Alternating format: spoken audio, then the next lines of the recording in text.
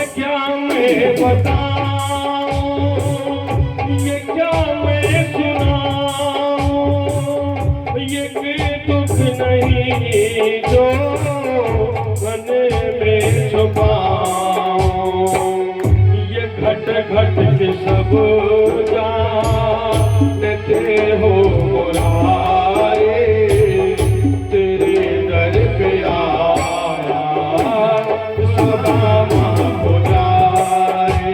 ये आओ कन्हैया, ये आओ मुरारे, तेरे दर पे आया सुदामा पुजारी।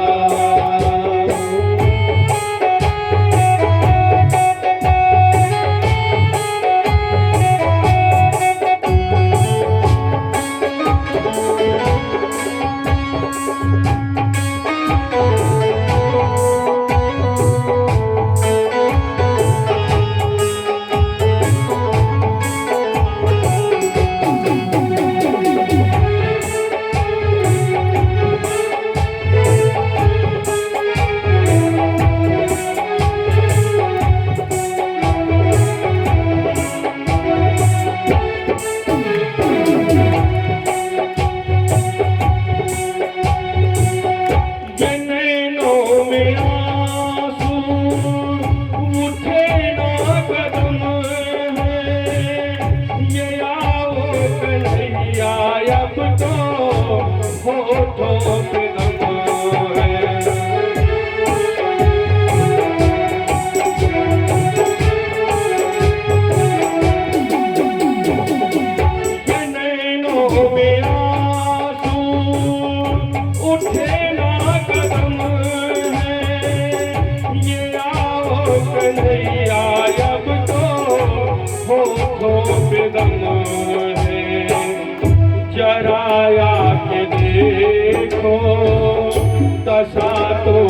हमारे आया है दर पे सुदामा पुजारे आओ कन्हैया आओ मुरारे तेरे दर पे आया सुदामा पुजारे तेरे दर पे आया सुदामा पुजारे तेरे दर पे आया सुदामा पुजारे।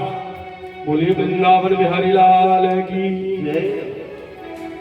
भगवान का नाम जैसे कहते हैं कि इतना बड़ा नाम हो गया है, इतना बड़ा विश्लेषण लगता है। कहा भाई होगा जो विश्लेषण होगा हम तो कंधुए कहेंगे। ये बताओ कि कंधुआ के घर जाना है, किधर से जाएं? पथिक ने बताया कि ऐसा है कि आप मित्र कह रहे हैं, ठीक है, ये जितने भवन दिखाई पड़ रहे हैं ना, ये सब महाराज श्री कृष्णचंद्र जी की हैं। किसी भी भवन में आप जा सकते हैं।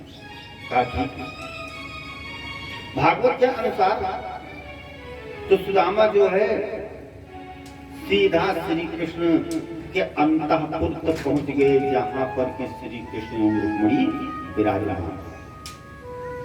लेकिन एक कवि हुए नरोत्तम दास, नरोत्तम दास ने दूसरा लिख दिया और वही आज सब कहते हैं, क्योंकि ब्राह्मण को कहीं कभी कोई रोक टोक थी नहीं। भगवान श्री द्वारकाधीश ने कहीं नहीं रोका, कोई रहस्य ब्राह्मणों से छिपाया नहीं। और उनके दरबार में था कि कहीं पर भी आप जा सकते हैं, कहीं कोई आपत्ति नहीं है। नरोत्तम दास ने लिखा कि सुदामा जी सीधा गेट पर पहुंचे और गेट पर जैसे पहुंचे द्वारपालों से कहा कि भैया जा करके बता दीजिए द्वारकाधीश प्रभु से कि उनका एक मित्र आया है। गेट पर जो विराजमान थे द्वारपाल प्रभु ने कहा कि ऐसा है कि हमने इस सभा में बड़े बड़े संत महात्मा, ज्ञानी, अमलात्मा, विमलात्मा सबको आते हुए देखा।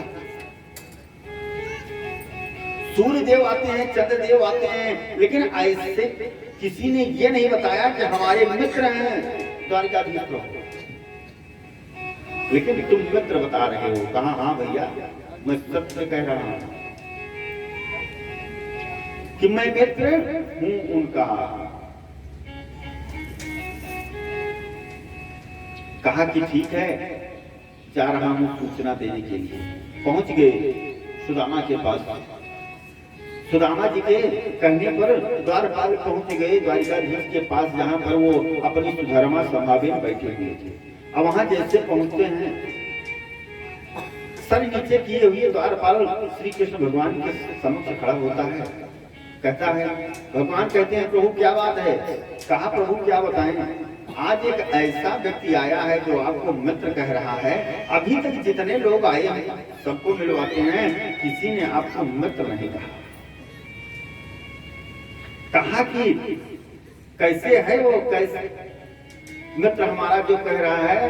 कहते हैं शीश पकाना झगातनमी प्रभु जाने को आई बसई के ही गामा। अधोती फटी सी लटी टुपटी आरु पाया उपाना हूँ की नहीं स्वामा। अद्वार खड़ो तेज दुर्बल देख रहो जग सो वसुधा अभिरामा। अपूछत दीन दयाल को धाम बतावत आपन नाम सुदामा। जैसे हमारे द्वारिकाधीश प्रभु ये सुन पाए सुदामा सिंहासन से कूद पड़े और दौड़ते हुए सीधा सुदामा के पास पहुंचे और अंक में ले लिया और कस करके भेंट रहे हैं। सुधर्मा सभा के लोग सोच रहे हैं कि ऐसी कौन सी महान विभूति आ गई कि जिसके लिए प्रभु हमारे पांव में पादुका तक नहीं धारण किए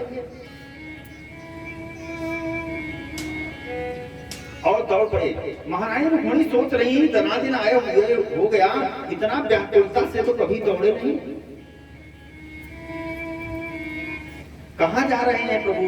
और जैसे वहां सुदामा से मिले आए अपने सिंहासन पर विराजमान कर दिया और महारानी रुक्मिणी को कहा कि जल्दी चल